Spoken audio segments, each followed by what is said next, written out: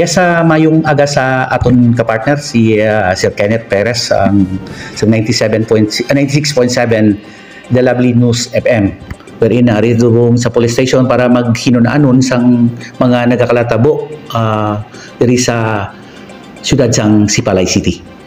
Yes sir, regarding sa election period natin, wherein we are directed to conduct checkpoint to designated areas, spot checkpoints in collaboration with the COMELEC, the EFP, and the Philippine Coast Guard. And it's a regular basis. Every day, may aragi kita ginakandak sa different areas. Wherein, so para nakita natin nga smooth sailing naman and peaceful naman yung pagkandak natin ng checkpoint.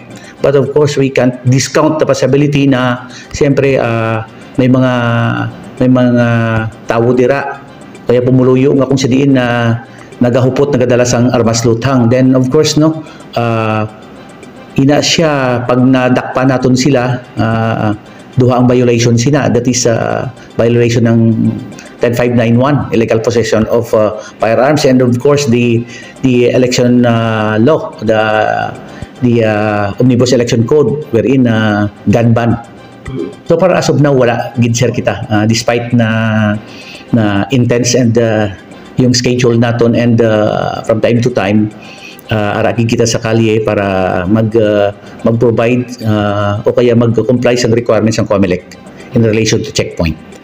Yes, ang areas ng Sipalay as of the period with our joint peace and order coordinating conference meeting with the AFP and different agencies including the COMELEC, there are areas of concern in terms of security, but that is not what we call yung napakataas ang level ng concern natin. We are continuously doing our part as law enforcers in collaboration with other agencies, especially the security sector. Na kung sadiin wala namang problema, nakita man na natin na ng mga nagapadalagan sa nagkalain nga posisyon, barangay kapitan, kagawad, SK chairman, and SK kagawad daw katawhay man lang. Umpisa nga nag-file sila sang ila COC sa COMELEC.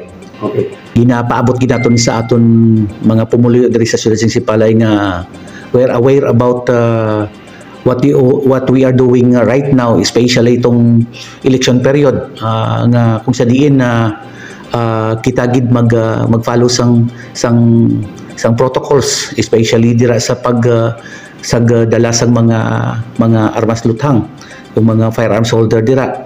And of course we have to implement kid sang law in terms of violations of special laws, and of course the gun ban or election law sa sini nga tinion. Then ginapangabaylan naton nga bear with us, no, yung mga pumuluyo ako sa diin from time to time, and we have strategic scheduled and on this spot checkpoint ginapahamtang sa nagkalain lang nga lugar diri. Hindi ka mo maghadlok because this is for your own good, and of course maintaining of peace and order and safety of every individual diri sa siyudad sang Sipalay.